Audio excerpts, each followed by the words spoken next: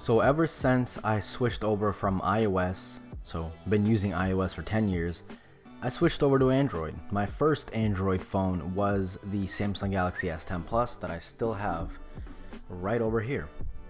The S10 Plus 512 gigs ceramic black. Still here. I still use it from time to time. It's around the house. So after I switched over, I switched all my stuff from iPhone to the Galaxy. I pretty much fell in love with the Galaxy because, with the iPhone, the whole reason I left, Apple in the first place was because the lack of anything, like literally anything. If you look at iOS 7 to iOS 12, there's no difference in the home screen. Maybe the apps look a little different, but at a whole, it's the same thing. You have the same thing. You got apps, you got a background. You got apps, and you got a background. If you go to your local mall, go up to 100 iPhone people and take a look at their home screen, most likely it's going to be the same exact thing.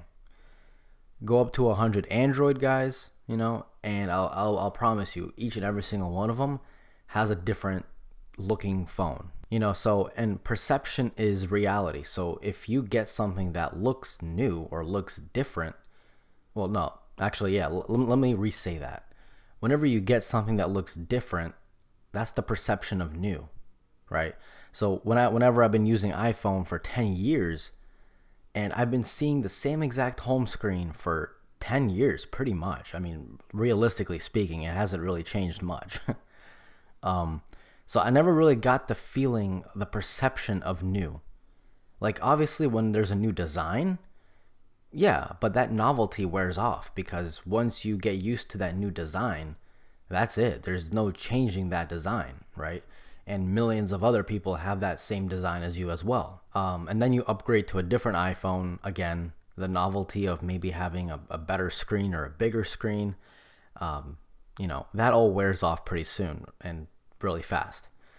So that's kind of what happened to me. So I just started questioning myself, like, why am I buying these $1,000+ iPhones? I mean, my iPhone was $1,350, so $1,350, I think.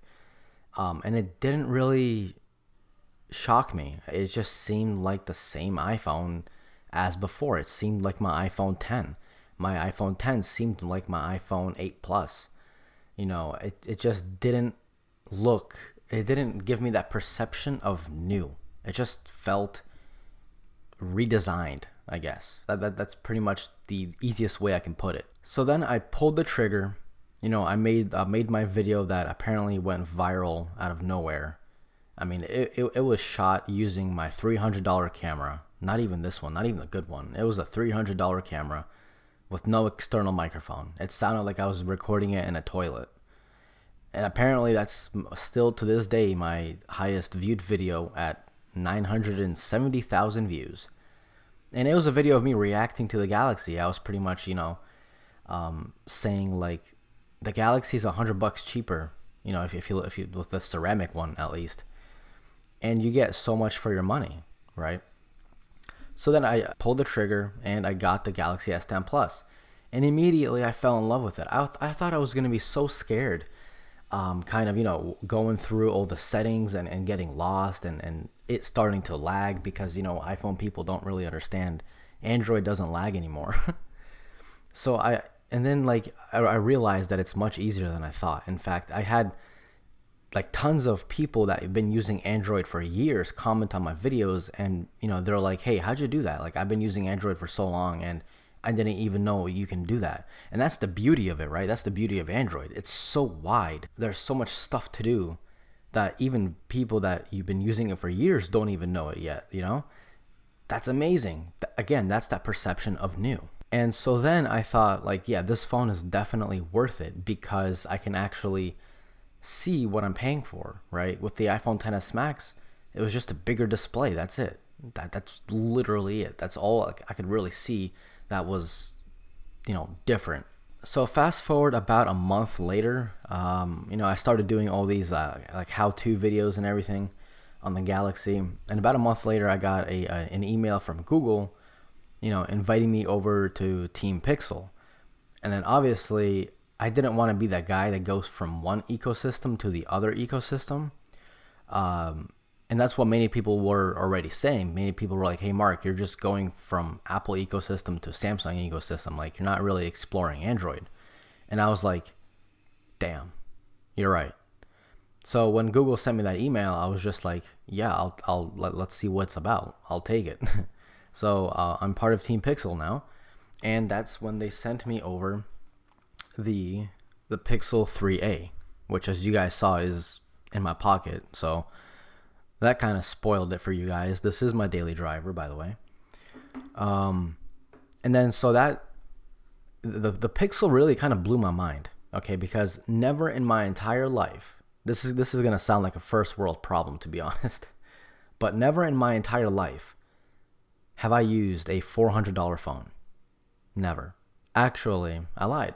My very first phone was a Samsung Impression.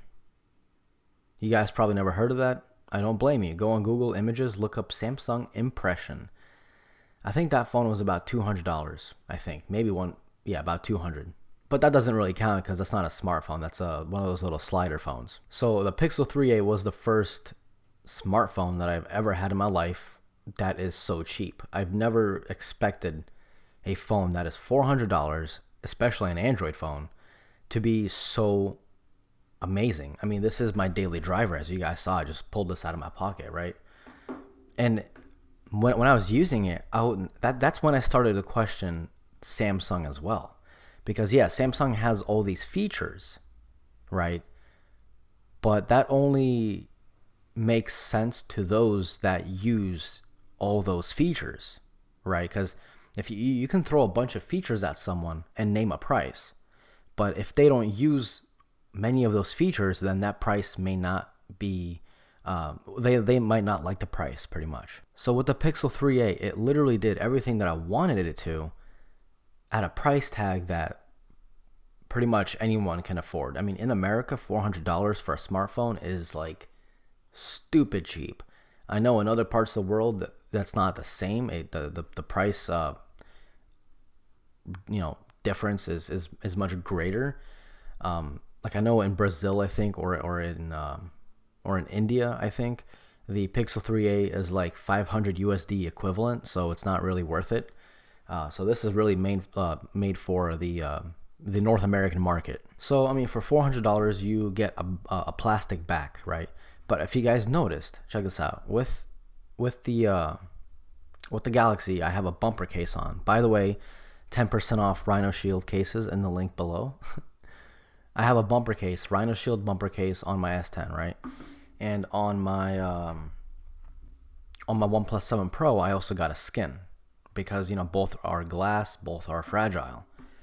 But with the Pixel, again, this is the first smartphone that I've had that I'm not afraid to use a case on it, or not to use a case on it. I did use a bumper case on it for a little bit, but then I took it off because this thing is so damn comfortable, man. It's so light, it's so comfortable. It feels like a toy, but not in a bad way. Really, it's a nice little change. I mean, I've been using glass phones ever since glass phones were a thing.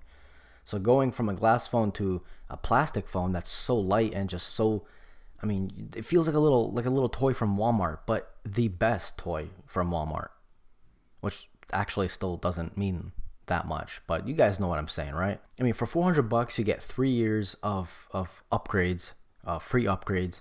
You get, arguably the best camera. And it's still a single lens, by the way. No 3, no 4, no 2 lenses. Just one lens, one and done. And for me, that was crazy. Like, this thing took better pictures than my iPhone XS Max. And that was 1350. So that taught me a little bit of something. But also 3 years of updates. You get this cool little feature where you squeeze the phone and then Google Assistant pops up. So that's pretty neat. I actually ended up using that way more than I thought I would. So again, Pixel 3a, $400. I mean, obviously I love it. I'm using it as my daily driver, right?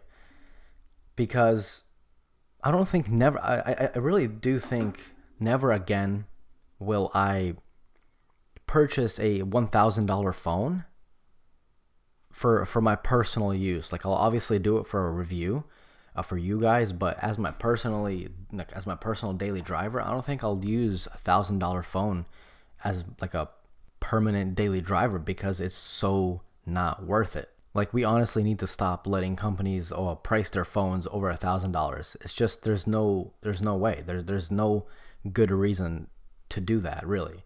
If this phone is just as fast in day-to-day activities than an iPhone XS Max, than the OnePlus 7 Pro, which isn't that expensive, to be honest, and but more importantly, the Samsung Galaxy S10 Plus, this phone, I honest to God, I do not notice that big of a speed difference. Like, if I put them side by side, obviously I'm going to see a difference. You're comparing something, but I'm talking about in normal usage, you don't really notice that much of a difference, if any, right? So that goes to show that $1,000 plus is for other things. It's for marketing. It's for, the more people you have employed for you, the more money you got to pay them. The more money you're losing, the more money you got to somehow make back. That's kind of what it is. So the Pixel 3a taught me that a phone doesn't have to be $1,000+ for it to be excellent. And then about 3 weeks later, I want to say, the OnePlus 7 Pro came out, and I jumped on that so quick because I never had a OnePlus. I never even had an Android before these two other phones. So I got the OnePlus 7 Pro, and again, it's less than $1,000. I paid $750 for it, but this is the 12 gigabyte RAM, 256 gig storage model, and I'm probably gonna get a lot of thumbs down for this, but I like it better than the Samsung Galaxy S10 Plus. I know the Samsung has more features, but again, if you guys remember, features are only good if the person uses those features. For example, I don't really need a headphone jack. Notice that this one also has a headphone jack. Where is it? Yeah, it's on the top. But I didn't mention it because I haven't used a headphone jack in like 4 years. I just have Bluetooth. I use the Samsung Galaxy Buds. Before that, I used the AirPods. Before that, I used the Power Beats 3. Before that, I used Beats headphones. So I never really, I haven't used wired headphones in a long time. So that feature for me isn't worth it. So when people argue with me for some reason on my YouTube videos saying, oh, Samsung's definitely better, it has a headphone jack, that's not a fact. All you're stating is an opinion. And I get it. For some people, that is like a crucial thing. But for some, it's not really that big of a deal. For example, the Note 10 doesn't have a headphone jack. The Samsung Galaxy S11 is also rumored to not have a headphone jack. So I wonder what all those Samsung fanboys are going to do. Because a lot of them say, I will never buy a phone without a headphone jack. Okay, let me know how that goes in the next 3 years, buddy. Headphone jack, no headphone jack, there's no difference to me. This phone on a daily usage is faster than the S10 Plus. Again, perception is reality. People got to understand this. Perception is reality. This thing has a 90 hertz refresh panel. So if it feels smoother, it is smoother, right? If it feels faster, it is faster. And why does it feel faster? Because it's smoother. And well, it's also faster because Oxygen OS is crazy fast. The only downside really is the cameras. I mean, I'm pretty sure you guys already saw that one coming up. The cameras are a bit of a downside, but they have released an update. It's 9.5.7. Yeah, 9.5.7. And that update was actually pretty good. Like, this camera is now usable. Before, it was not usable whatsoever, but now it's pretty good. So now I went from owning, every single iPhone to owning 3 Androids. And people always ask me, what is my favorite phone to use, right? Like if I had to use one phone for, 1 year without switching out my SIM card, which phone would it be? So let's make this a little bit interesting. I want you guys to pause this video. I want you guys to comment what phone it is, and then reply to your own comment if you were right and if you were wrong. I just want to see what other people think, and I also want to know why you think that I would pick that, if that makes sense. So go ahead and do that now. All right, so I guess you guys are done, hopefully. But the phone that I use, that I like the most, I should say. I'm gonna get so many thumbs down for this, but this channel is always about being unbiased. So, Pixel 3a. I mean, it kind of gave it away. I mean, I told you guys this was my SIM card is in here. But honestly, it's the Pixel 3a. It doesn't have an all glass design or all screen design. There are still, chunky kind of bezels for 2019 at least.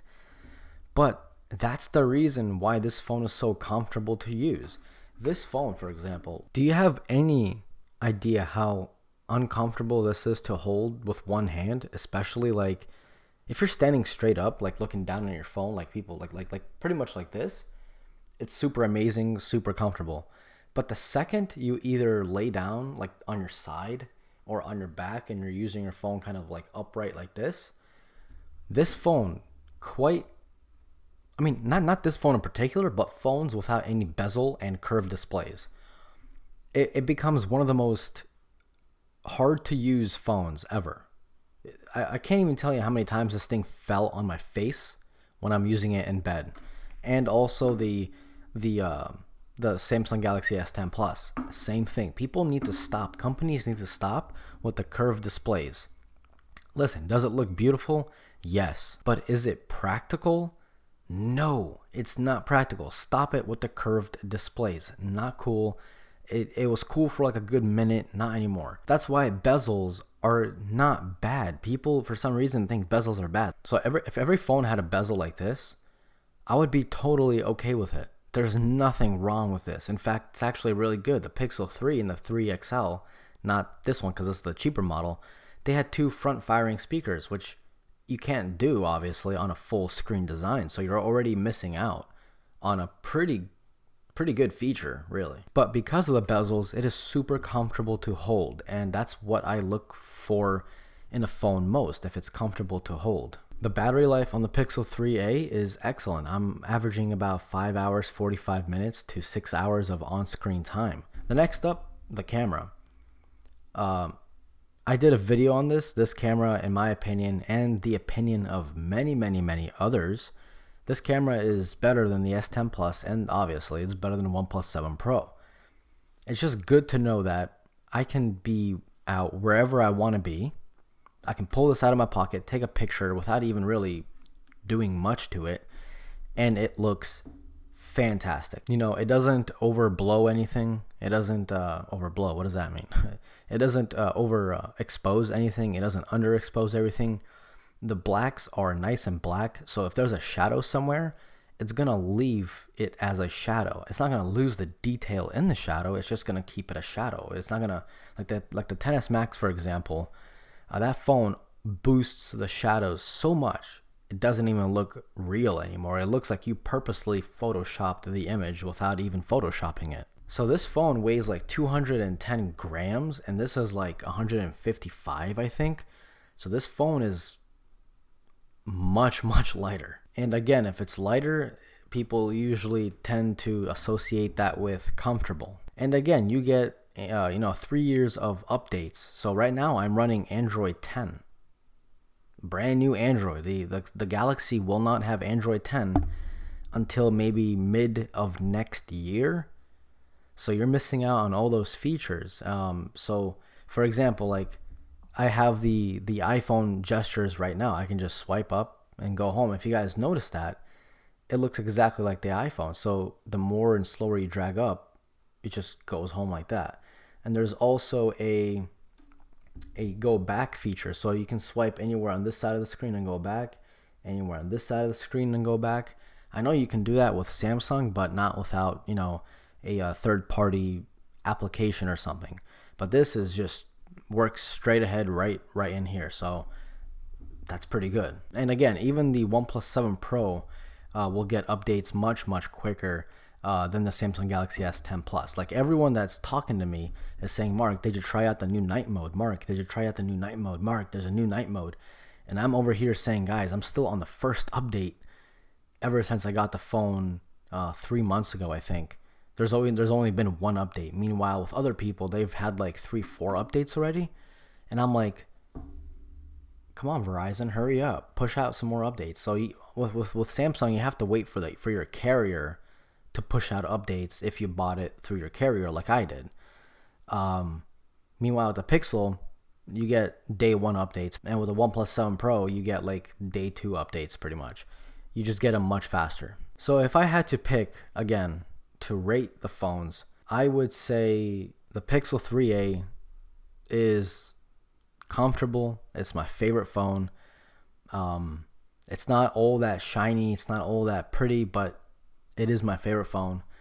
In second place, as you guys probably noticed or guessed, it is the OnePlus 7 Pro, because it does everything, literally everything that the S10 Plus does for me, but at a much, much, much cheaper price. And it also adds some features like the 90Hz panel and bezel-less design. And in last place is the Samsung Galaxy S10 Plus. Now, whenever I say last place, I don't mean this phone is bad. I just mean that for the price, there's probably a much better option out there for you. Like, if you use every single feature, every feature that the S10 Plus has, well, then you obviously have to pay that amount of cash. But before you buy it, you have to make sure, am I really going to use a headphone jack? Am I really going to use wireless charging? Am I really going to use expandable memory? If you depend on that, well, then obviously S10 Plus is the way to go. Me personally, this thing has 64 gigs of memory. 64 gigs, that's not a lot. There's no SD card, no expansion, nothing. I have about 40 gigs left, or like 35 gigs left, because I use Google Photos and all my photos and videos are backed up to Google. I'm paying $2 a month for 100 gigs of storage, of original quality storage. And I have all the apps I want. I have YouTube Music, I have Spotify. All my songs are downloaded to my phone. I have everything I need, man. And 64 gigs is enough for me. It's not comfortable, because I would much rather have 128, but it's enough. So guys, I hope you liked the video. I will see how many thumbs down I get. But if you did make it this far, I kind of doubt it, but if you guys did make it this far, leave a pizza emoji to confuse other people who may not have watched the entire video. This was Mark from Mark's Tech, and adios.